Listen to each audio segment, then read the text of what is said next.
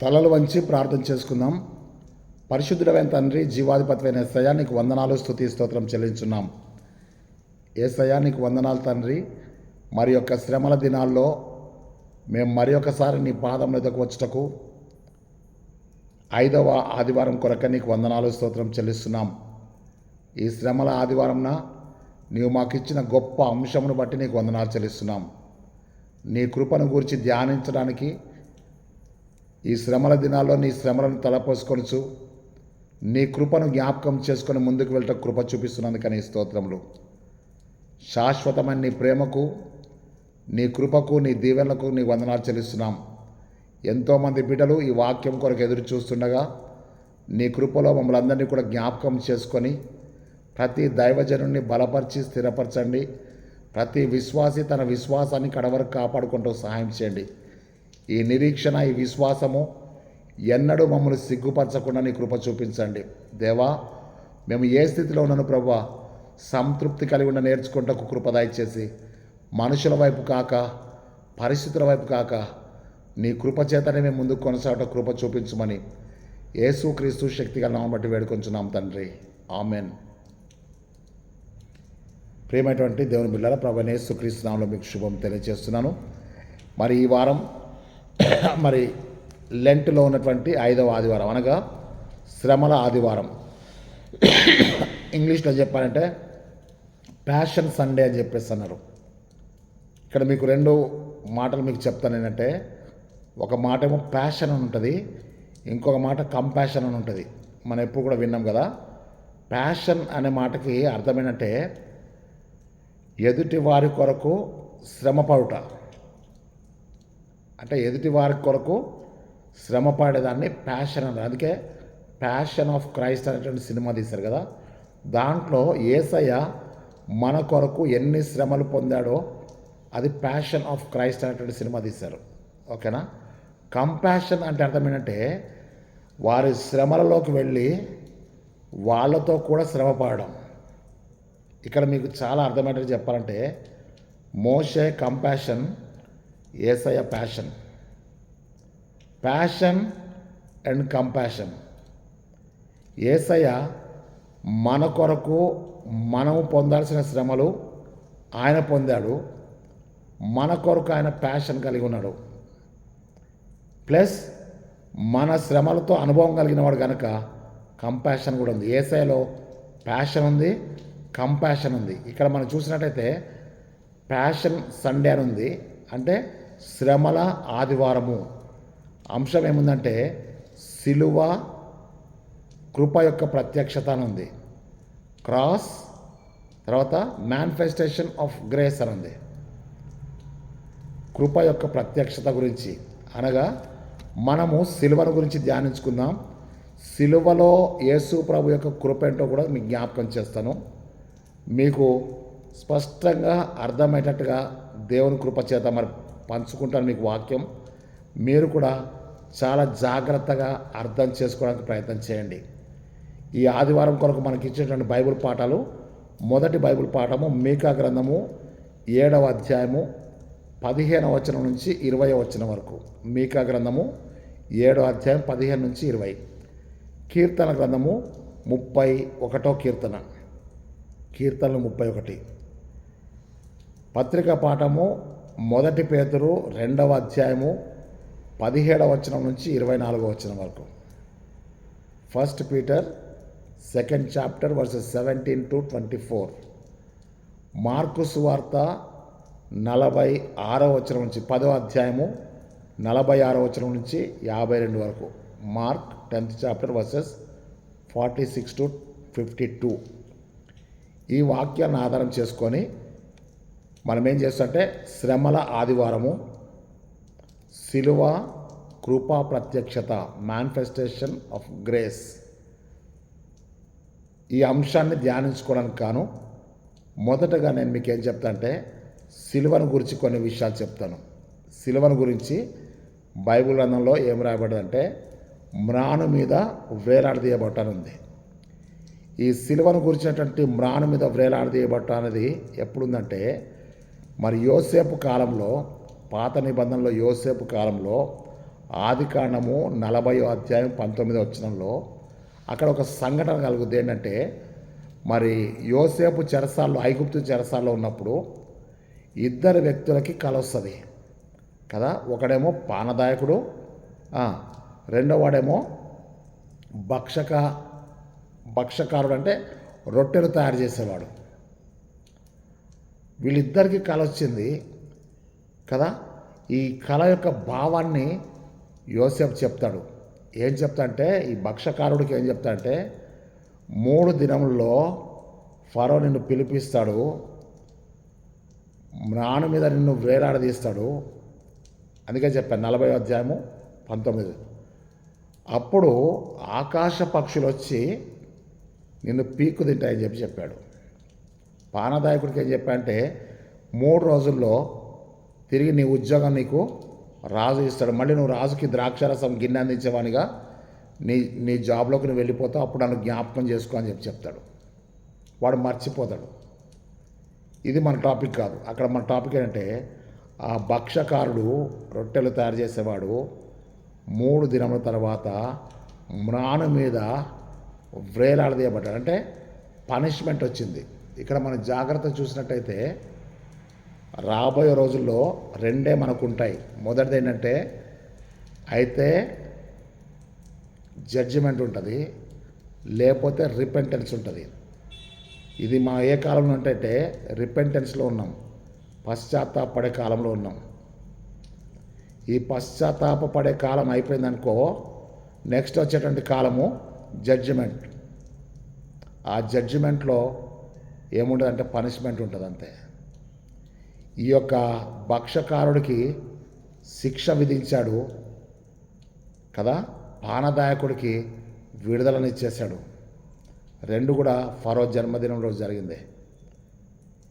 ఇక్కడ మనం జ్ఞాపకం చేసుకోవాలంటే, మ్రాను మీద ఎవరిని వేలాడదీస్తారు అని అంటే, నేరస్తుడిని, తప్పు చేసిన వాడిని, మరణశిక్ష విధించబడిన వాడిని మ్రాను మీద వేలాడదీస్తాడు. ద్వితీయోపదేశకాండము 21 అధ్యాయము 22, 23 వచనాలు దయచేసి ఒకసారి చదువుతాను, జాగ్రత్త చూడండి. ద్వితీయోపదేశకాండము 21 అధ్యాయము 22, 23 వచనాల్లో అక్కడ ఏముందో మనందరం కూడా తప్పనిసరిగా దాన్ని చూడాలి. ద్వితీయోపదేశకాండము 21 అధ్యాయం 22, 23 వచనాలు నేను చదువుతాను, జాగ్రత్త చూడండి.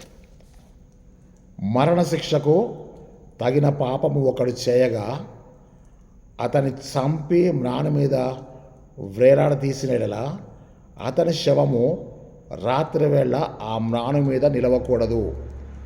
వ్రేలాడదీయబడిన వాడు దేవునికి శాపగ్రస్తుడు కనుక నీ దేవుడని యెహోవా స్వాస్యంగా నీకిచ్చున్న దేశమును నీవు అపవిత్రపరచకున్నట్లు అగత్యముగా ఆ దినమున వానిని పాతిపెట్టవలను. ఇది యేసు ప్రభు జీవితంలో నెరవేరిందని చెప్పి మనందరికి కూడా బాగా తెలుసు.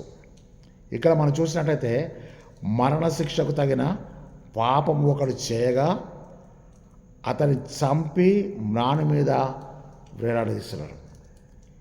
ఇప్పుడు మనము సిలువ ప్రవచన వాక్యం ఎక్కడుందని చెప్పి చూస్తే యెషయా గ్రంథము 53వ అధ్యాయం మొత్తం కూడా సిలువను గురించిన, శ్రమను గురించిన ప్రవచనం ఉంటుంది. అక్కడ ఏం చెప్తాడంటే, నిశ్చయంగా అతడు మన రోగం భరించను, మన వ్యసనములను వహించను. అంటే ఇవన్నీ కూడా సిలువలో జరిగిన కార్యములు. ఇంకా మనం చూసినట్టయితే మరణశిక్షకు తగినటువంటి పాపము యేసు ప్రభు ఏం చేయాలి, అతని నోట అతడు పాపం చేయలేదు, అతని నోట ఏ కపటం కూడా లేదు. ఆయనను మొత్తబడిన వానిగాను శిక్షను అనుభవించేవానిగా మనం ఆయన్ని ఎంచితిమి అని ఉంటుంది. ఇక్కడ మనం జాగ్రత్త చూద్దాం. ఈ సిలువ ఎవరికాయ అంటే పాపం చేసిన వాడికి, శాపగ్రస్తుడికి సిలువ వేయాలి. నేరం చేసిన వాడికి సిలువ వేయాలి.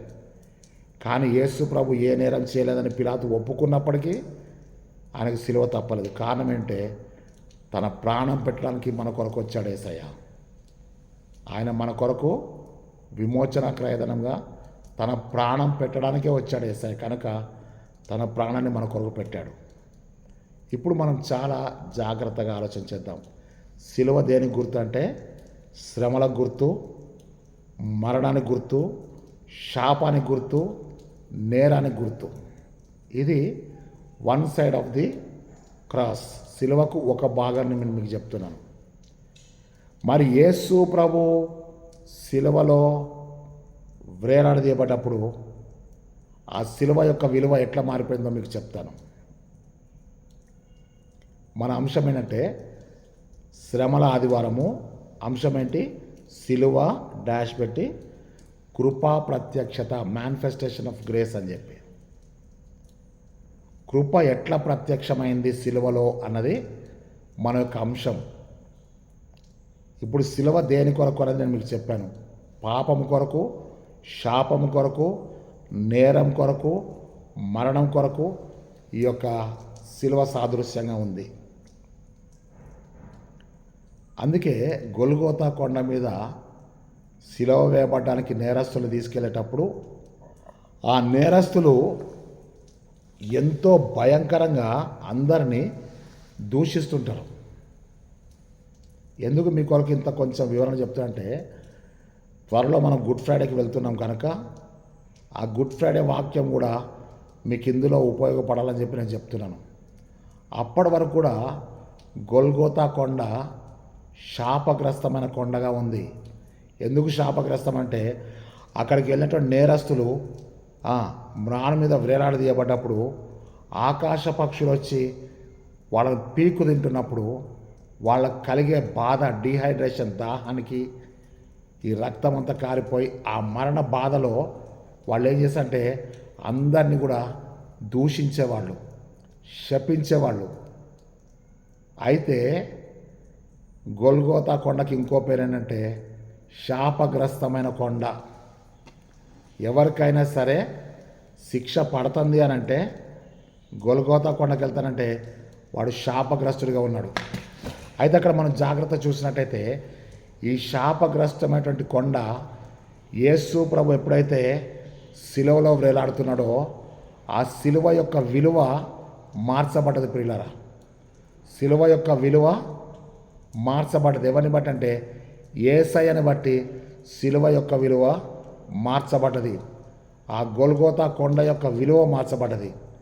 ఏం జరిగిందంటే శాపగ్రస్తమైనటువంటి గొల్గోతా కొండ మీద యేసయ్య సిలువ వేయబడడం ద్వారా అందరు చూస్తున్నారు. దేవుని కుమారుడు, పరమాత్మని కుమారుడు అని చెప్పినటువంటి ఈయన సిలువలో ఏం మాట్లాడతాడని చెప్పి చూస్తుంటే యేసయ్య మొట్టమొదటిగా చెప్పడమంటే, తండ్రి తండ్రి వీరేమి చేస్తున్నారో వీరెరుగరు కనుక వీరిని క్షమించుము అని మొట్టమొదటిగా గొల్గోతా కొండ నుంచి ఒక క్షమాపణ స్వరం వినపడ్డదంటే అది యేసయ్య స్వరం అని చెప్పి జ్ఞాపకం చేస్తున్నాను. అంటే ఇప్పుడు గొల్గోతా కొండ ఏమైపోయిందంటే శాపగ్రస్తమైన కొండ కాకుండా క్షమాపణ కొండగా మార్చబడ్డది. గొల్గోతా కొండకి ఇంకో పేరు ఏంటంటే కపాల స్థలం. అంటే అర్థం కపాల స్థలము, కానీ దాని యొక్క భావం ఏమైందంటే క్షమించే కొండగా మార్చబడ్డది. ఎందుకంటే యేసయ్య మానవాళిని క్షమించిన స్థలం ఏది అని అంటే గొల్గోతా కొండ. ఇప్పుడు గొల్గోతా కొండ దేని సాదృశ్యంగా ఉందంటే క్షమాపణ కొండకు సాదృశ్యంగా ఉంది. ఇప్పుడు మీకు కృప గురించి చెప్తాను. కృప యొక్క ప్రత్యక్షత అని చెప్పేసాను. ఈ కృప గురించి నేను మీకు రెండు భాగాలుగా చెప్తాను. యేసుక్రీస్తు ప్రభు శరీరధారిగా పుట్టక ముందు, యేసు ప్రభు శరీరధారిగా పుట్టిన తర్వాత అనే రెండు భాగాలు మనం అర్థం చేసుకుంటే బిఫోర్ ఇన్కార్నేషన్, ఆఫ్టర్ ఇన్కార్నేషన్ అనేటువంటి రెండు విషయాలు మనం చూసినట్టయితే ఆ బిఫోర్ ఇన్కార్నేషన్ కూడా యేసయ్య కృపగా మన మధ్యలో ఉన్నాడు. అక్కడ మనం జాగ్రత్తగా చూసినట్టయితే యేసయ్య కృపగా ఉన్నట్టుగా మనం చూస్తున్నాం. మొట్టమొదటిగా బైబిల్ గ్రంథంలో కృప అనేది ఎక్కడ కనబడుతుంది అంటే ఆదికాండము 6వ అధ్యాయము 8వ వచనంలో కనబడుతుంది. అక్కడ ఏముంటుందంటే, మరి అయితే నోవహు యెహోవా దృష్టిలో కృప పొందినవాడాయను. నోవహు దేవుని దృష్టిలో కృప పొందాడు. ఆ కృప పొందడం వల్ల ఏమైందంటే, కృప రక్షణకు దారితీసింది.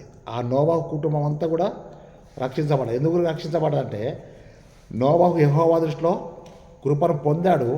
ఆ కృప వారిని ఏం చేసిందంటే, జలప్రళయంలో నుంచి, మరణంలో నుంచి, శ్రమలలో నుంచి రక్షించింది. కాబట్టి మనం ఇక్కడ ఏం చేయాలంటే, కృప గురించి మనం కొంచెంసేపు ధ్యానించుకునేటప్పుడు ఆ కృప ఆదికాండంలోనే ఉంది. ఆ తర్వాత మనం చూస్తున్నాం 136 కీర్తన మనం చూస్తున్నాం. ఆ 136 కీర్తన ఏమంటారంటే కృపా కీర్తన అంటారు. ఈ కృపా కీర్తనలు ఏం చెప్తారంటే, మరి 23వ వచనం, 136 కీర్తన 23వ వచనంలో, మనము దీన దశలో ఉండగా ఆయన మనలను జ్ఞాపకము చేసుకొనను, ఆయన కృప నిరంతరం ఉండునని చెప్పేశాడు. ఆ 136 కీర్తన మొత్తము కృప నిరంతరం ఉండుననే కీర్తన ఉంటుంది. తర్వాత దావీదు ఏమంటాడు తెలుసా?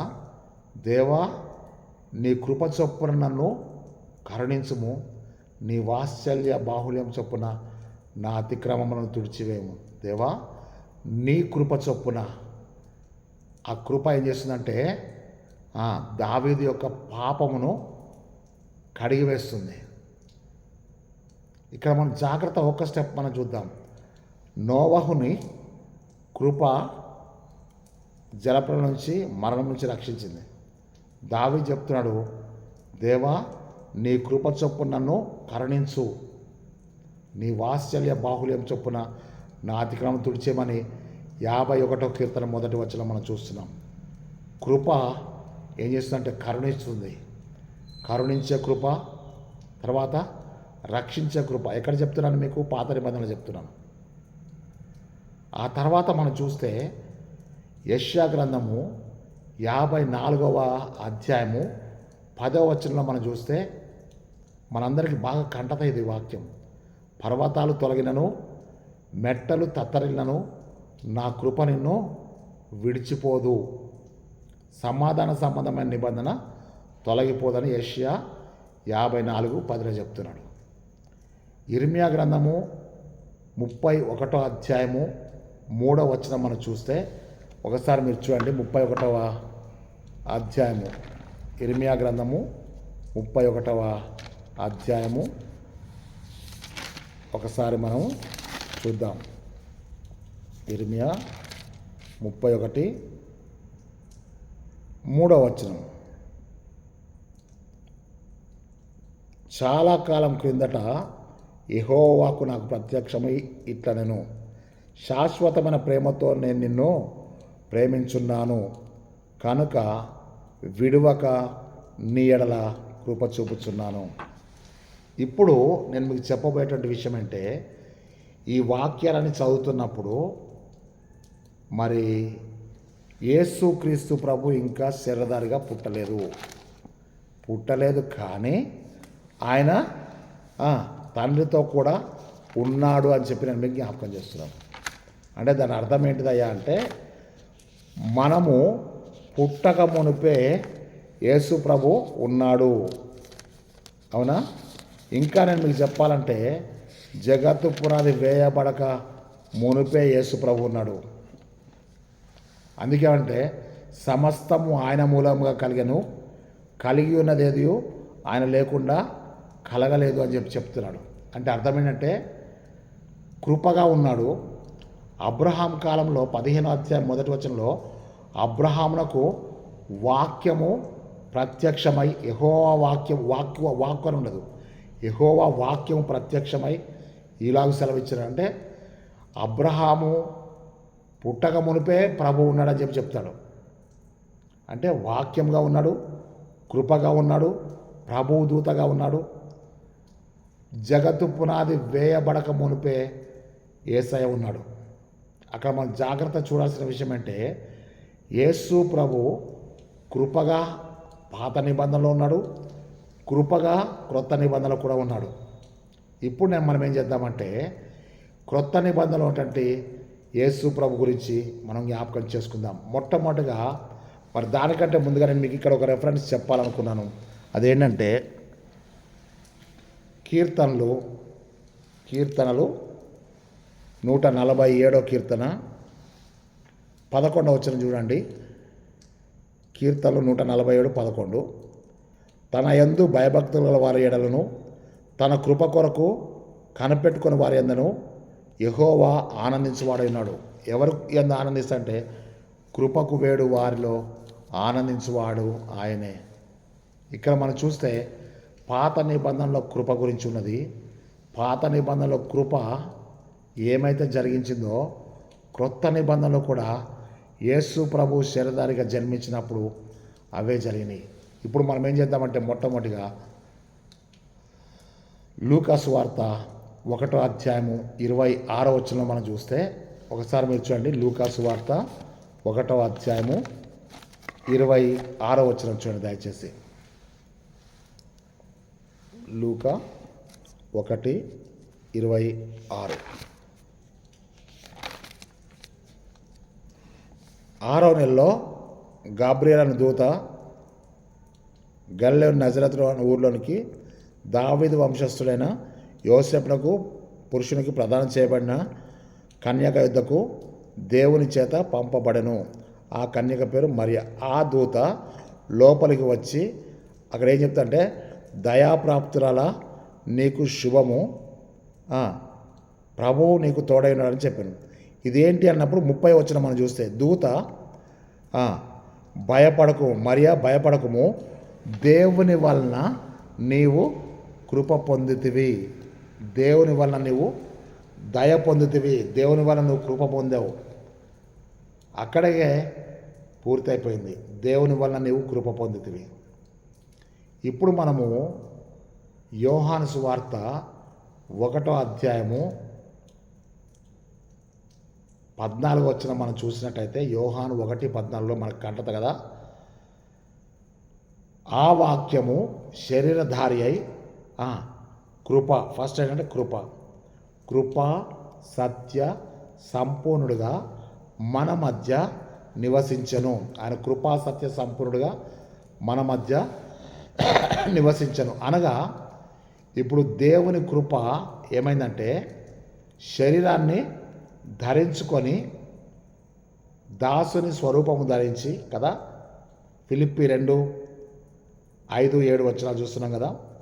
ఆయన మనుషుల పోలికగా పుట్టి దాసుని స్వరూపం ధరించి తనను తానే రిక్తునిగా చేసుకొని కదా మన మధ్య కృప సత్య సంపూర్ణత యేసులోనే ఉంది. యేసయ్య కృప, యేసయ్య సత్యము. సత్యం అంటే దై వర్డ్ ఇస్ ట్రూత్. జాన్ 17:17 17 యోహాను కదా. అనగా శరీరధారి అయినటువంటి యేసయ్య ఎవరయ్యా అంటే కృపా యేసయ్యే, సత్యము యేసయ్యే, సంపూర్ణత కూడా యేసు ప్రభు. ఇప్పుడు మనము అదే యోహాను సువార్త 1వ అధ్యాయం 16వ వచనంలో ధర్మశాస్త్రము మోషే ద్వారా అనుగ్రహించబడ్డది, యేసు ద్వారా కృప వెంబడి కృప కలిగెను అని ఉంటుంది. కృప వెంబడి కృప, ఆల్రెడీ కృప ఉంది, ఆ కృప వెంబడి మళ్ళీ కృప వచ్చింది. ఇదేంటి అని చెప్పేసి అంటే గ్రేస్, కృప వచ్చింది, కృప వెంబడి కృప వచ్చింది. ఇప్పుడు మీకు కొత్త నిబంధనకు వచ్చిన తర్వాత ఈ కృప అంటే ఏంటో మీకు ఒక్కసారి చెప్తా. ఒక్కసారి నన్ను క్షమించండి, చెప్తాను. క్రొత్త నిబంధనకు వచ్చే వరకు కృప అనే మాటకి అర్థం మారిపోయింది. కృప అనే మాటకి అర్థం ఏంటంటే love in action is called grace. Love in action is called grace. ప్రేమ క్రియారూపం దాల్చడమే కృప. 2 కొరింథీ 13వ అధ్యాయం 14వ వచనం మనం చూస్తే 2 కొరింథీ 13వ అధ్యాయం 14వ వచనంలో ఒక ఆశీర్వచనాన్ని చెప్తాడు పౌలు. ప్రభువైన యేసుక్రీస్తు కృప తండ్రి అయిన దేవుని ప్రేమ, పరిశుద్ధాత్మ సహవాసం మీకు కలుగును గాక అంటాడు. కృప యేసయ్య, ప్రేమ తండ్రి, సహవాసము పరిశుద్ధాత్మ. ఇప్పుడు మన సంఘంలో సహవాసం కలిగి ఉన్నాయంటే ఎవరి సహవాసం అంటే పరిశుద్ధాత్మ సహవాసంలో, క్రీస్తు సహవాసంలో, ప్రేమ సహవాసంలో మనం జీవిస్తున్నాం. కాబట్టి ఇక్కడ మనం గుర్తుపెట్టుకుంటే కృప యేసయ్య, యేసయ్యే కృప. యేసయ్యకి సాదృశ్యం కృప కాదు, కృపకు సాదృశ్యం యేసయ్య కాదు. He himself is grace.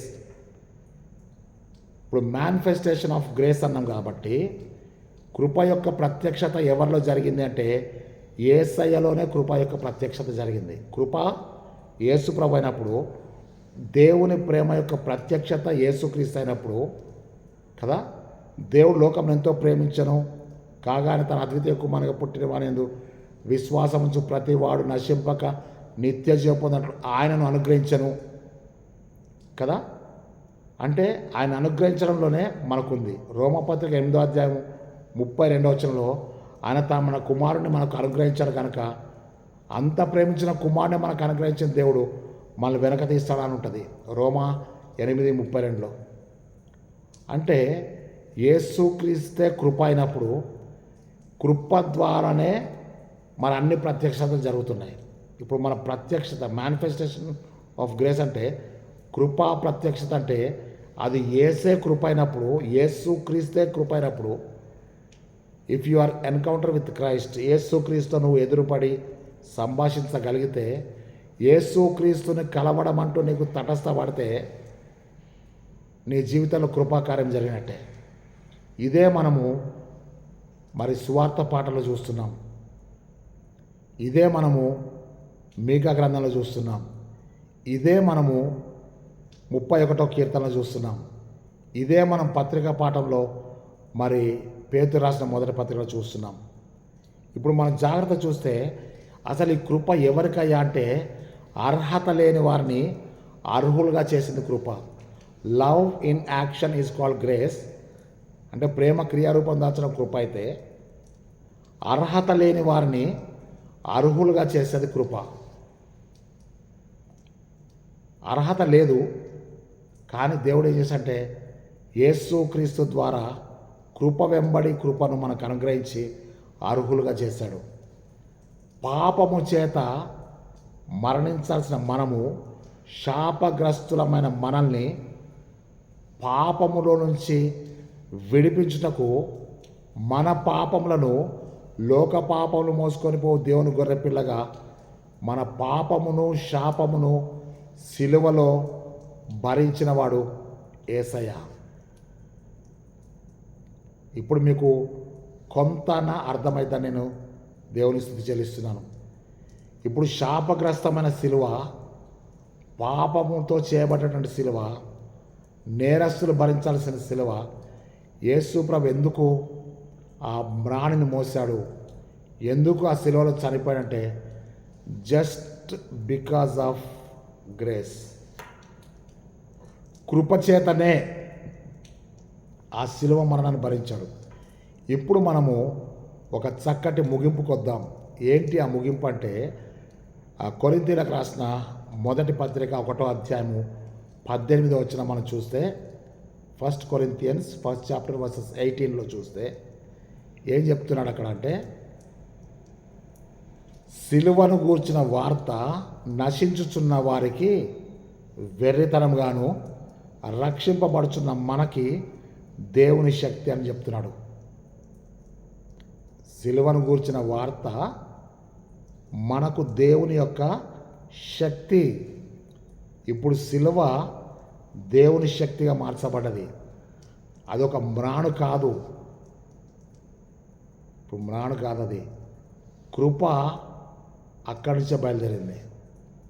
మరణంలో నుంచి జీవంలోనికి దాటి ఉన్నాడని చెప్తాడు. అవునా? యోహాను సువార్త 5వ అధ్యాయము 24వ వచనంలో మరణంలోంచి జీవనం దాటిపాడు. యోహాను సువార్త మొత్తం కూడా దేవుని కృపను గురించే చెప్పబడ్డది. దేవుని కృప గురించి మాత్రమే ఎక్కువ యోహాను సువార్తలో వివరించబడ్డది. అక్కడ మనం జాగ్రత్త చూసినట్టయితే స్టెప్ బై స్టెప్ మనం చూస్తున్నాం. ఇప్పుడు మీకు 7 పాయింట్లు కూడా మనం చెప్తాను. మనకు అర్హత లేదు, మనం పొందే అవకాశం కూడా లేదు, కానీ క్రీస్తునందు అవి మనకు అనుగ్రహించబడుతున్నాయి. ఇప్పుడు మీకు మొదటిగా నేను చెప్తా అంటే మీకా గ్రంథంలో మీరు చూడండి. మీకా గ్రంథము 7వ అధ్యాయము 15 నుంచి 20 వచనాలు మనం చూస్తే అసలు నీ వంటి దేవుడు ఎక్కడ ఉన్నాడు? ఆయన పాపములు క్షమించువాడు మాత్రమే కాదు, ఆ పాపములను సముద్రంలో పడవేసేవాడు. అంటే తిరిగి నువ్వు ఆ పాపమును నువ్వు అంటుకోకుండా, ఆ పాపము నిన్ను అంటుకోకుండా నిన్ను పాపం నుంచి దూరపరిచేవాడు దేవుడైతే దట్ ఈస్ కాల్డ్ గ్రేస్. మొదటి పాఠంలో మనం చూస్తున్నాం, ఆయన మన పాపములను తీసివేసి సముద్రంలో పడవేస్తున్నాడు. ఇక్కడ మనం జాగ్రత్త చూస్తే పాపం నుంచి రక్షించడం మాత్రమే కాదు, పాపం నుంచి మనం దూరం చేస్తున్నాడు. ఇక్కడ మనం జాగ్రత్తగా మొదటి పాయింట్ రాసుకుందాం. దయచేసి పాయింట్ నెంబర్ 1 రాసినట్టయితే విడిచిపోని కృప అని చెప్పి రాసుకుందాం. విడువని కృప, లేకపోతే ఎడబాయని నీ కృప అని పాడబడతాం కదా. విడువని కృప అనగానే యెషయా గ్రంథము 54:10, ఇర్మియా గ్రంథము 31వ అధ్యాయము 3వ వచనం. ఇవి రెండు కూడా దేనికి సాదృశ్యం అంటే విడువని కృప. పర్వతాలు తొలగినను మెట్టలు తత్తినను నా కృప నిన్ను విడిచిపోదు కదా. శాశ్వతమైన ప్రేమతో నిన్ను ప్రేమించున్నాను కనుక విడువక నీడల కృప చూపిస్తున్నానని చెప్పి చెప్తున్నాడు. ఈ కృప విడిచిపెట్టని కృప అని చెప్పి జ్ఞాపకం చేస్తున్నాను. మళ్ళీ ఎక్కడికి వెళ్ళాలంటే సిలువకు వెళ్ళాలి. యేసయ్య అంత ఘోరమైన క్రూరమైన మరణం పొందుతున్నప్పుడు యెషయా గ్రంథం 53:10 చెప్తాడు, అతను నలగొట్టకు యెహోవాకు ఇష్టమాయను. అతను నలగొట్టకు యెహోవాకు ఇష్టం. ఆయన అతనికి వ్యాధి కలగజేసెను. ఆయన సిలువలో అతను నలగొట్టకు యెహోవాకు ఇష్టమాయను.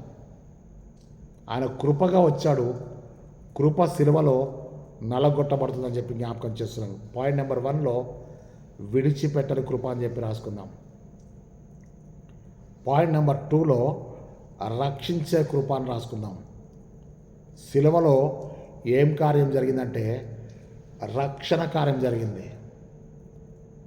సాతాను చితగొట్టబడ్డాడు.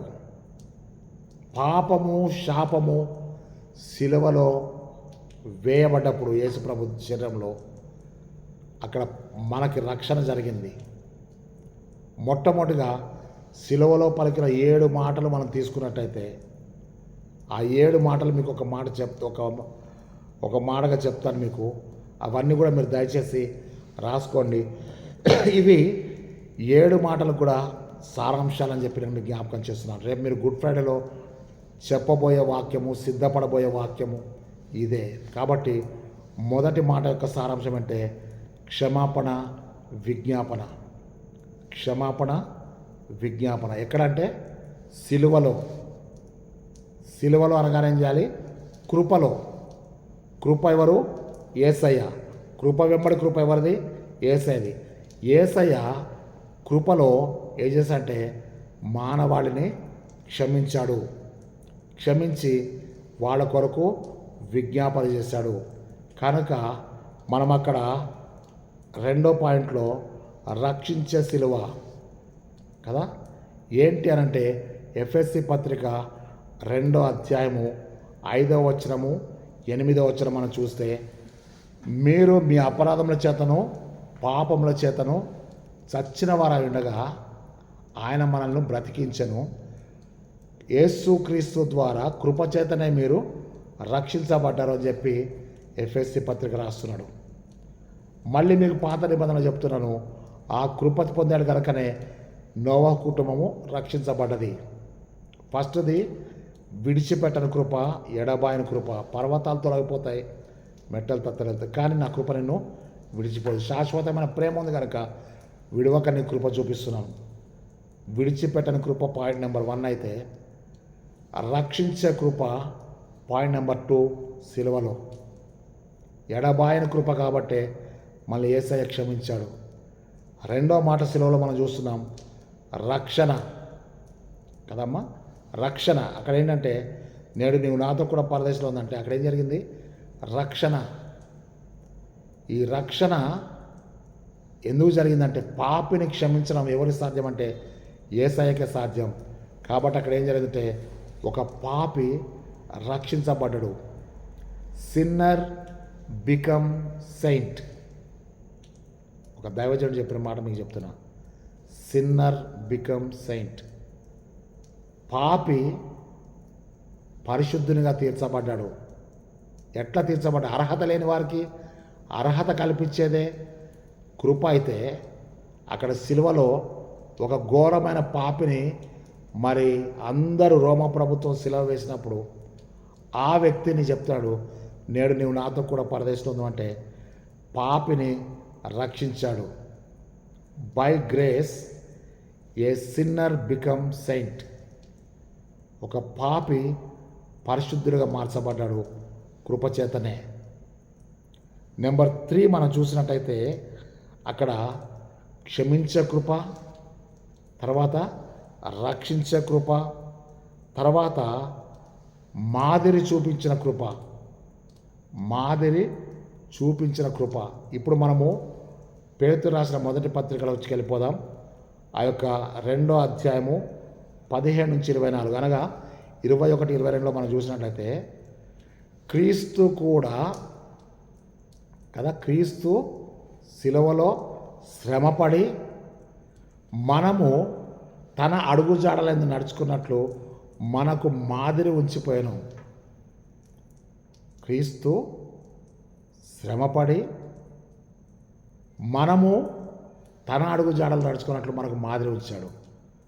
కృప ఏం చేసిందంటే మాదిరి చూపిస్తుంది. అక్కడ శ్రమలలో మాదిరి చూపిస్తుంది, శ్రమలలో ధైర్యాన్ని ఇస్తుంది. ఇప్పుడు మీరేం చేయాలంటే ఆ యొక్క కీర్తనలు, ఆ 31వ కీర్తన చివరి వచనం మనం చూస్తున్నాం, ధైర్యం వహించుడి అని ఉంటుంది.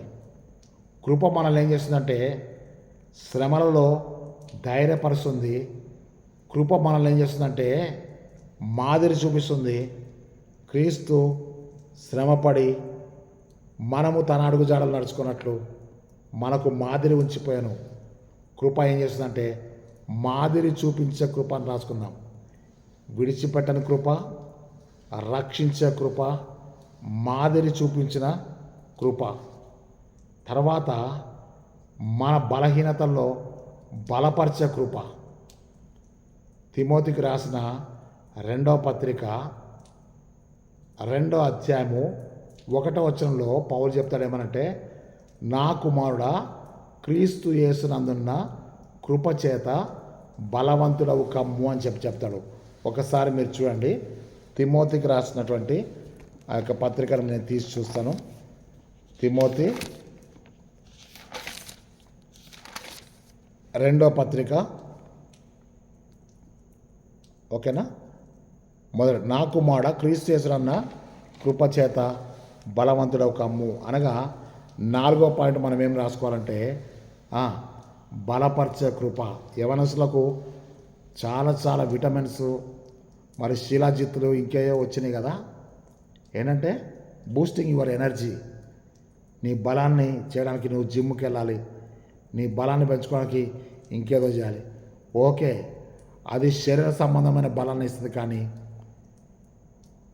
దేవుని కృప నిన్ను బలపరుస్తుంది. నా కుమారుడా, క్రీస్తు యేసునందున్న కృపచేత బలవంతుడు కమ్ము. ఇది బలపరిచే కృప. మళ్ళీ చెప్తాను, విడిచిపోయిన కృప, తర్వాత రక్షించే కృప, మాదిరి చూపిన కృప, బలపరిచే కృప అని చెప్పి నేను మీకు జ్ఞాపకం చేస్తున్నాను. మళ్ళీ మొదటి నుంచి చెప్తాను, రక్షించబడుచున్న మనకి దేవుని శక్తి, సిలువ దేవుని శక్తి అని మర్చిపోవద్దు. ఒక ఆయన మీకు చెప్పాల్సిన బాధాకరమైన విషయం, ఒక ఆయన భయంకరంగా చెబుతూ తిడుతున్నాడు. ఏమనంటే, మీరు ఎక్కడ పడితే అక్కడ సిలువలు, మీ సమాధుల మీద సిలువ ఉంటుంది, మీ మంగళసూత్రం మీద సిలువ ఉంటుంది, మీ చర్చి మీద సిలువ ఉంటుంది, మీ మీ ఇంటి గుమ్మం మీద సిలువ ఉంటుంది. అన్నీ చెప్పనిచ్చిన తర్వాత ఏం చెప్పంటే, సిలువను గురించిన వార్త నశించున్న వారికి వెర్రితనం, కానీ రక్షించబడుచున్న మనకి దేవుని శక్తి. నెక్స్ట్ పాయింట్ మనం వెళ్ళిపోదాం. అక్కడ చూసినట్టయితే 1, 2, 3, 4, ఇప్పుడు 5వ విషయం చెప్తాను. 5వది ఏంటంటే సరిపడే కృప, సఫిషియంట్ గ్రేస్, చాలిన కృప కదా. కొరింథీయులకు రాసిన 2వ పత్రిక 12వ అధ్యాయము 9వ వచనం, my grace is sufficient for the అని ఉంటుంది. అంటే అర్థమంటే, నా కృప నీకు చాలు. నేను ఎప్పుడు బలహీనున్నో అప్పుడు ఆయన కృప నన్ను బలపరుస్తుంది. నా కృప నీకు చాలు అని చెప్పి ప్రభువు మరి పౌలు గారితో చెప్తున్నాడు. ఇక్కడ ఏం రాసుకోవాలంటే పాయింట్ నెంబర్ 5లో చాలిన కృప కదా, విడిచిపెట్టిన కృప, రక్షించే కృప, మాదిరి చూపిన కృప, బలపరిచే కృప, చాలిన కృప అని చెప్పి జ్ఞాపకం చేస్తున్నాను. Sufficient grace. ఆ తర్వాత మనం చూసినట్టయితే ఇంకా స్వస్థపరిచే కృప. స్వస్థపరిచే కృప అంటే అర్థం ఏంటంటే, ఇప్పుడు మనం సువార్త పాటల్లోకి వచ్చేద్దాం. ఈ సువార్త పాటల్లో మనం చూస్తున్నాం, భర్తమైని చూస్తున్నాం. ఈ భర్తమై జీవితంలో ఎంత గొప్ప విషయం అంటే, అతడు భిక్షగాడుగా ఉన్నాడు. భిక్షగాడు అనే మాటకు అర్థమేంటే మందికి చెయ్యి జాపేటోడు అని అర్థం. త్రోవ ప్రక్కన ఉన్నాడు, అర్హత లేనివాడుగా ఉన్నాడు. అంటే త్రోవలో నడిచే అర్హత ఆయనకి లేనివాడుగా ఉన్నాడు. మనుషుల మీద ఆధారపడేటువంటి వ్యక్తిగా ఉన్నాడు. అతడు యేసయ్య స్వరాన్ని విని దావీదు కుమారుడు అని పిలుస్తున్నాడు. అంటే ప్రభు యొక్క ఔన్నత్యాన్ని గుర్తించి ఆయన దావీదు కుమారుడా కరుణించమని ప్రార్థన చేస్తున్నాడు. ఎన్కౌంటర్ విత్ క్రైస్ట్, యేసు క్రీస్తుతో సంభాషణ సాగుతుంది. ఆ స్వరం విన్న యేసయ్య ఏం చెప్పాడంటే, వాడిని నా యుద్ధకు తీసుకొని రండి అన్నాడు. వాళ్ళు అక్కడికి వచ్చి ఏం చెప్తారు సార్, యేసు నిన్ను పిలుచుతున్నాడు అని చెప్పాడు. అదే దినకర్ గారు, డిజిఎస్ దినకర్ గారు స్టార్ట్ చేసిన జీసస్ కాల్స్ మిషన్. యేసు నిన్ను పిలుచుతున్నాడు. యేసు అంటే ఎవరు చెప్పాను మీకు? కృప. ఇప్పుడు చూడండి, ఒక అర్హత లేని వ్యక్తి, ఒక గుడ్డివాడు, ఒక భిక్షగాడు, ఒక త్రోవ ప్రక్కన కూర్చున్నవాడు. ఇందాక మీకేం చెప్పంటే, కృప ఎవరికయ్యా అంటే అర్హత లేని వారిని అర్హులుగా చేసేది దేవుని కృప. జాగ్రత్తగా వినండి. ఇప్పుడు ఇక్కడ ఏమైందంటే స్వస్థపరిచే కృప అని చెప్పిన 6వ మాట, స్వస్థపరిచే కృప. ఇప్పుడు ఏం జరిగిందంటే, యేసు ప్రభు దగ్గరికి వచ్చిన తర్వాత యేసు ప్రభు వానికి ఒక మంచి అవకాశాన్ని ఇస్తున్నాడు. ఏమనంటే, నేను నీకు ఏం చేయాలని కోరుతున్నావు, యువర్స్ ఇస్ ద చాయిస్. కృప నీకు ఒక గొప్ప అవకాశాన్ని ఇచ్చింది. ఎప్పుడు అనంటే, నువ్వు త్రోవ ప్రక్కన కూర్చున్నప్పుడు, నువ్వు భిక్ష మడుక్కొంచున్నప్పుడు, నువ్వు గుడ్డివాడిగా ఉన్నప్పుడు, అర్హత లేనివాడిగా ఉన్నప్పుడు, అక్కడ వాళ్ళందరూ కూడా ఆయన ఆటంకపరుస్తున్నారు. ఎందుకంటే అతడు తృణీకరించబడ్డవాడు కనుక నోరు మూసుకొని పక్కన కూర్చున్నారు బహుశా. ఇంకా మనం అక్కడ చూస్తే మనుషుల చేత అనగద్రొక్కబడుతున్నటువంటి వ్యక్తి, ఆ వ్యక్తి జీవితాన్ని అన్ని పోగొట్టుకున్నటువంటి వ్యక్తి, అర్హత లేని వ్యక్తి. అటువంటి వ్యక్తిని యేసు ప్రభు పిలుస్తున్నట్టు అర్థమంటే, Jesus calls you. Who is this Jesus? Yesu ఎవరంటే కృపా సత్య సంపూర్ణుడు. ఆయనలోనే కృప, ఆయనలోనే సత్యం, ఆయనలోనే సంపూర్ణత. నిజంగా ఈరోజు ఈ వాక్యం వినుచున్న మనము దైవ సేవకులుగా, మరి విశ్వాసులుగా, సహోదరులుగా ఎంత ధన్యులమో ఒక్కసారి ఆలోచన చేయండి. ఎంతోమంది అర్హతను పోగొట్టుకున్నారు, ఎంతోమంది మట్టిలో కలిసిపోయారు, ఈరోజు లేరు.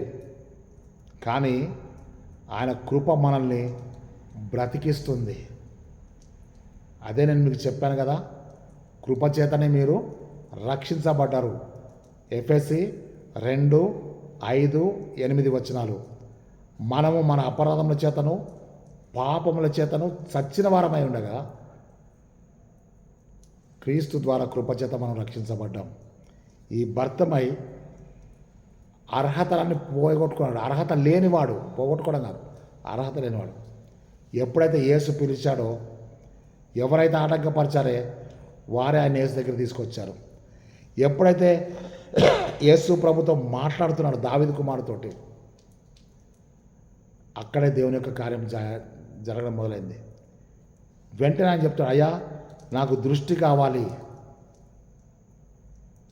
యేసు ప్రభు దృష్టిని అనుగ్రహించాడు. కృప అర్హత లేని అతనికి, దృష్టి లేని వాడికి దృష్టినిచ్చింది. నీ విశ్వాసము నిన్ను స్వస్థపరచను. ఎట్లా వచ్చింది ఆ విశ్వాసం అంటే, ఈయన దావీదు కుమారుడని విశ్వసించాడు. ఈయన నా బ్రతుకుని బాగు చేస్తాడని చెప్పి విశ్వసించాడు. అర్హత లేని నా బ్రతుకుని అర్హునిగా చేస్తాడని చెప్పి ఈ భర్తమై విశ్వసించాడు. ఎవరిని విశ్వసించాడంటే యేసయ్యని విశ్వసించాడు. అందుకే రోమా 10:10 వినుట వల్ల విశ్వాసం కలుగును, విశ్వాసము యేసు అనేటువంటి మాట వల్ల కలుగుతుంది. ఆ మార్గంలో యేసు వెళ్తున్నట్టుగా అతడు చప్పుడు వింటాడు. దావీదు కుమారుడా అని చెప్పి విశ్వాసంతో కేకలు వేస్తున్నాడు. తర్వాత చూపు పొందాడు. అతడు ఏం చేస్తాడంటే యేసు త్రోవలో వెళ్తున్నాడు. అప్పటి వరకు త్రోవ ప్రకారం ఉన్న అనే జీవితము త్రోవలోనికి వచ్చేసింది. నీ విశ్వాసము నిన్ను స్వస్థపరిచిందంటే దేవుని యొక్క కృపయందు, దేవుని కుమారుని అందరి విశ్వాసంతో ఉన్నాడు కనుక కృపచేత ఆయన ఏమంటే స్వస్థత పొందాడు. పాయింట్ నెంబర్ 6 ఏంటంటే కృపచేత అక్కడ స్వస్థత జరిగినట్టుగా మనం చూస్తున్నాం. అర్హత లేని వ్యక్తి అర్హుడుగా మార్చబడ్డాడు. గుడ్డివాడు చూపు పొందాడు, స్వస్థత పొందాడు. త్రోవ ప్రక్కన ఉన్నవాడు త్రోవలోకి వచ్చాడు. మనుషుల మీద ఆధారపడేవాడు దేవుని మీద ఆధారపడుతున్నాడు. చివరిగా చెప్పాలంటే మళ్ళీ భర్తమై తన జీవితంలో ఎన్నడూ కూడా ఆ త్రోవ ప్రక్కన కూర్చొని భిక్షమెత్తుకోలేదు. ఒకసారి కృప నీ జీవితాన్ని మార్చింది అంటే నువ్వు ఎన్నడూ కూడా పాత జీవితానికి వెళ్ళడానికి ప్రయత్నం చేయొద్దు. చివరిగా చెప్తాడంటే ఈ కృప నిన్ను సంపూర్ణుడిగా చేస్తుంది. ఫుల్నెస్ ఆఫ్ గ్రేస్, సంపూర్ణుడు. కృప, సత్య, సంపూర్ణత. ఈ సంపూర్ణత ఏంటంటే క్షేమమును కలగజేస్తుంది. సంపూర్ణత క్షేమమును కలగజేస్తుంది. సిలువలో యేసయ్య మాట్లాడినటువంటి 7వ మాట సంపూర్ణత గుర్తుగా ఉంది. సంపూర్ణత గుర్తుగా ఉంది. ఏంటి సంపూర్ణత అంటే, తండ్రి నీ చేతికి నా ఆత్మను అప్పగించుకొనుచున్నాను. ఇప్పుడు 31వ కీర్తనలో మనం ఒకసారి చూద్దాం. ఒకసారి 31వ కీర్తన తీయండి దయచేసి. కీర్తనలో 31వ కీర్తన మనము చదువుకున్నటువంటి ఉత్తర ప్రత్యుత్తర భాగాల్లోంచి మనం చూస్తే అక్కడ ఆ యొక్క లేఖన భాగాన్ని మనం చూస్తున్నాం. చూడండి 5వ వచనం, చూడండి 4వ వచనం చూడండి. నా ఆశ్రయదుర్గము నీవే, నన్ను చిక్కించుకొంటకై శత్రువు రహస్యంగా ఒడ్డిన వలలో నుండి నన్ను తప్పించుము. నా ఆత్మను నీ చేతికి అప్పగించుచున్నాను. యెహోవా సత్యదేవా, నన్ను విమోచించువాడవు నీవే. నేను నిన్ను నమ్ముకొని ఉన్నాను. నేను యెహోవాను నమ్ముకున్నాను. నేను అక్కడ చెప్తే ద 7th పాయింట్ ఫుల్నెస్, సంపూర్ణత. ఆయన కృపా సత్య సంపూర్ణుడుగా మన మధ్య నివసించాడు. ఆయనలోనే సంపూర్ణత. ఇప్పుడు జాన్ 17:4 అక్కడ 4వ వచనం చెప్తాంటే, యోహాను సువార్త 17వ అధ్యాయము 4వ వచనం చెప్పంటే, చేయుటకు నీవు నాకు ఇచ్చిన పనిని నేను సంపూర్ణంగా నెరవేర్చి భూమి మీద నిన్ను మహిమపరిచితిని. కృప ఏం చేసిందంటే పనిని సంపూర్ణంగా నెరవేర్చింది. భూమి మీద అంటే బ్రతికుండగానే దేవుణ్ణి మహిమపరిచింది. చేయుటకు నీవు నాకు ఇచ్చిన పనిని నేను సంపూర్ణంగా నెరవేర్చి భూమి మీద నిన్ను మహిమపరిచాను.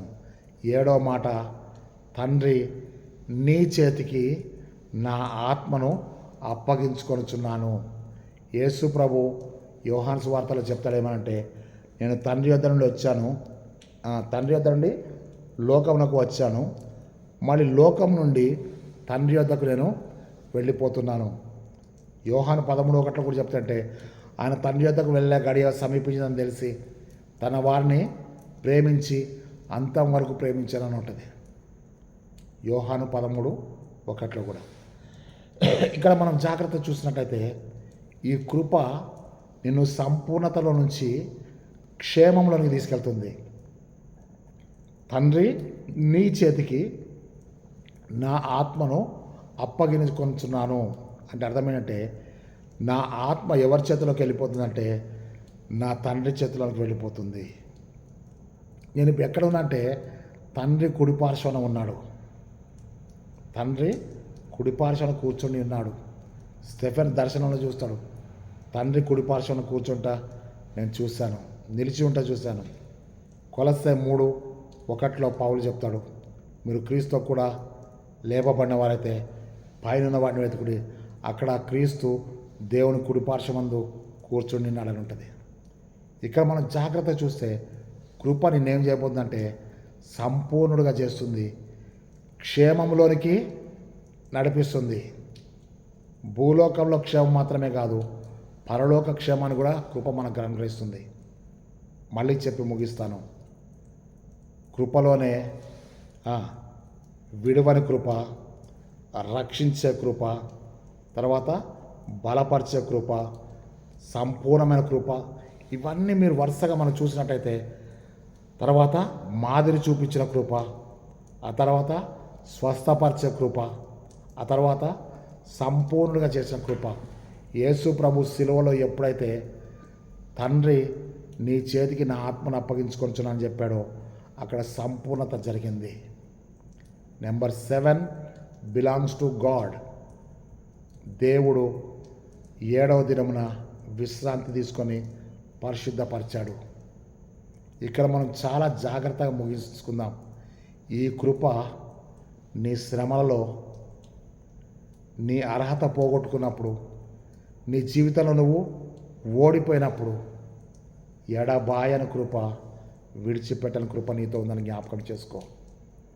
సిలువలో క్షమాపణ వచ్చింది, సిలువలో రక్షణ వచ్చింది, సిలువలో తల్లికి అభయంనిచ్చాడు. అమ్మ ఇదిగో నీ కుమారుడు, ఇదిగో నీ తల్లి అభయంనిచ్చాడు. సిలువలో ఎడబాటును భరించాడు. సిలువ అనగానే మనం ఏం చెప్పంటే కృపను పెట్టుకోవాలి. కృపలో శ్రమలు భరించాడు, కృపలో వేదనను అనుభవించాడు దప్పికొనుచున్నప్పుడు, కృపలో విజయాన్ని సాధించాడు, కృపలో సంపూర్ణతను మనందరికీ ఇచ్చాడు. నా ప్రాణం పెట్టడానికి నాకు అధికారం ఉంది, నా ప్రాణం తీసుకోవడానికి నాకు అధికారం కలదని చెప్పి యోహాను సువార్త 10:17 చెప్తాడు. ఇక్కడ మనం చాలా జాగ్రత్తగా కొన్ని విషయాలు చూద్దాం. ఈ కృప ఎప్పుడైతే ఆదాము ఏదెను తోటలో ఆజ్ఞను అతిక్రమించి పాపము చేసి ఆదామవ్వలు వెళ్ళగొట్టబడ్డారో ఆ మొదటి ఆదాము ద్వారా శాపం వచ్చింది. కడపటి ఆదాము అనబడినటువంటి యేసయ్య ద్వారా మళ్ళీ మనకు తండ్రి యొద్దకు ప్రవేశం దొరికింది. యేసయ్య కృపా సత్య సంపూర్ణ మన మధ్యకు వచ్చాడు.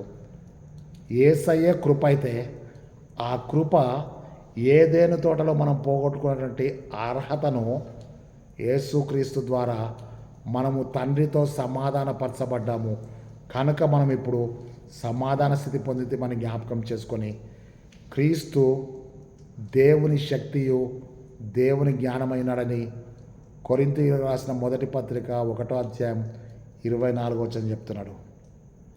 సిలువలో నశించున్న వారికి వెరితనము, రక్షించబడుచున్న మనకి దేవుని శక్తి. సిలువ ఎట్లా దేవుని శక్తిగా మార్చబడ్డది అంటే, దేవుని శక్తియు దేవుని జ్ఞానమైనటువంటి యేసయ్య ఆ సిలువలో తన ప్రాణాన్ని మన కొరకు దారపోచాడు కనుక సిలువ దేవుని శక్తిగా మార్చబడ్డది.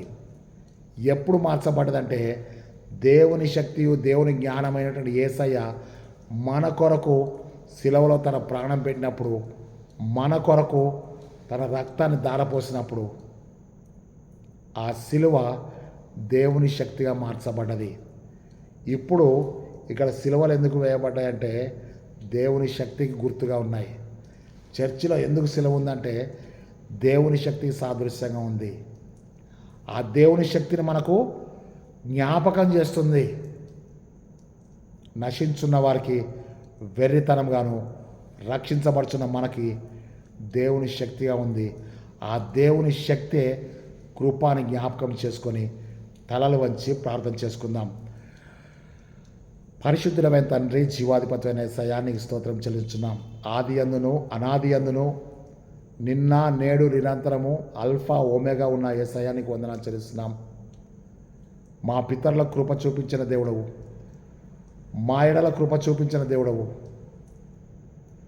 గుడ్డివారి ఎడల కుంటివారి ఎడల కృప చూపించిన దేవుడవు, నశించిపోతున్న మానవాళిని రక్షించటకై కృపగా వచ్చిన దేవ, అర్హతను కోల్పోయిన మమ్మలను క్రీస్తు యేసు కృప ద్వారా అర్హులుగా చేసినందుకని ఈ స్తోత్రములు.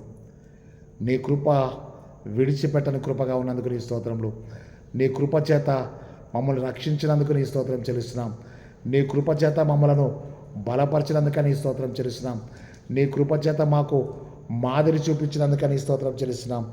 నీ కృప చేత మాకు చాలిన దేవుడిగా ఉన్నందుకని స్తోత్రం చెల్లిస్తున్నాం. నీ కృప చేత స్వస్థతనిచ్చిన దేవానికి స్తోత్రం చెల్లిస్తున్నాం. నీ కృపలో సిలువ ద్వారా సంపూర్ణమైన బలియాగం చేసుకొని మా కొరకై తిరిగి రానున్న యేసయ్యానికి స్తోత్రములు. నీ స్వరం విన్న మేము మా పాపమును విడిచిపెట్టి నీ కృపలో జీవించుటకు నీ కృప మాకు చాలన్నావు కనుక నీ ఆత్మచేత నింపి సిలువలో నీవు ప్రత్యక్షపరిచిన కృపను కడవరకు కాపాడుకుని మేము మా పిల్లలము అనేకులము ప్రార్థించి నీ నిత్య మహిమలో ప్రవేశించే భాగ్యం దయచేయమని యేసుక్రీస్తు శక్తిగల నామమును బట్టి వేడుకొంచున్నాం తండ్రి, ఆమెన్. మన ప్రియ ప్రభువైన యేసుక్రీస్తు కృపయు, తండ్రి అనే దేవుని ప్రేమయు, పరిశుద్ధాత్మ యొక్క సహవాసము, సకల దీవెనలు ఇప్పుడు సదాకాలము మనకును శ్రమల దినములలో శ్రమలు తలపోసుకొనుచు ఉపవాస ప్రార్థన చేసుకొనుచున్న ప్రతి విశ్వాసికి, సహోదరులకు, సేవకులకు ఇప్పుడు సదాకాలంతో నడిపించునుగాక. Amen, amen, amen. దేవుని నామమునకు మహిమ కలుగును గాక. 9555383131 అనే నెంబర్కి ఫోన్ చేయండి. నా కొరకు ప్రార్థన చేయండి. నా కొరకు ప్రార్థన చేస్తున్న మీ అందరికీ నా హృదయపూర్వక కృతజ్ఞతలు తెలియజేస్తున్నాను. కృపచేత మనం రక్షించబడి, కృపచేత బలపరచబడి తన నిత్య మహిమలు జీవించుటకు దేవుడు తన కృప, శాశ్వతమైన కృప దయచేయను గాక. దేవుని నామమునకు మహిమ కలుగును గాక. Amen, amen, amen.